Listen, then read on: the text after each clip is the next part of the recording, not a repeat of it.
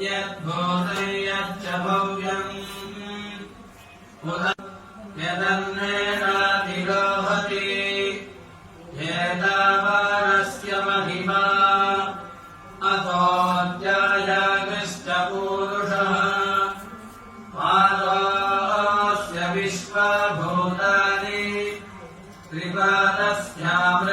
दिवि ततो वित्पञ्चक्रामते शासनानधरे अभि तस्मात् विराजजायत